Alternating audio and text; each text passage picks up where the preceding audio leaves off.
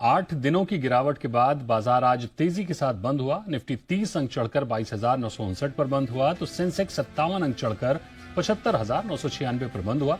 वहीं Nifty bank 159 अंक चढ़कर 49,258 पर बंद हुआ।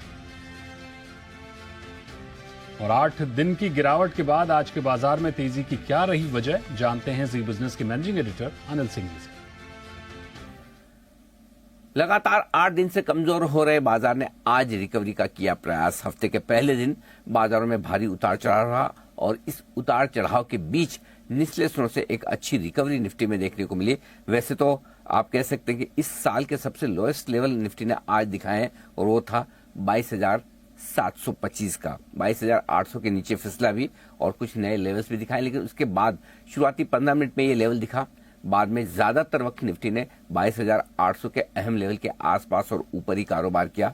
बंद होते होते सेकंड हाफ में एक अच्छी रिकवरी देखने को मिली और निचले स्तरों से 250 अंकों की रिकवरी के साथ निफ्टी दिन की ऊंचाइयों पर हल्के से हल्के से हरे निशान में बंद होने में कामयाब रहा।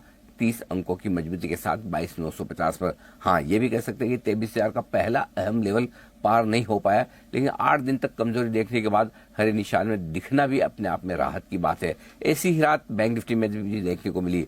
आज एक बार सुबह सुबह अच्छी खासी गिरावट होती दिखी। पहले 49,000 का लेवल बैंक निफ्टी ने तोड़ा, उसके बाद 48,700 जो पिछले हफ्ते का लो था वो भी टूटा।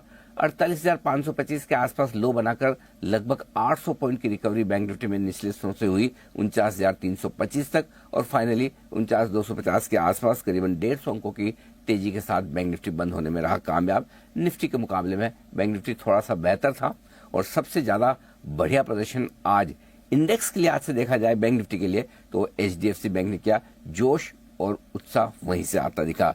सेंसेक्स ने 50 अंकों की मजबूती दिखाई। मिड कैप और स्मॉल कैप शेयरों में मिड कैप इंडेक्स आज ज्यादा बेहतर था, यहां पर 200 अंकों से ज्यादा की मजबूती बनती दिखी। स्मॉल कैप इंडेक्स उतार चढ़ाव के बीच हल्के हरे निशान में बंद हुआ। मजे की बात देखिए, एक वक्त 2-2% के आसपास की कमजोरी इन दोनों इंडेक्स में थी, लेकिन रिकवरी भी स्मार्ट और शार्प होती दिखी।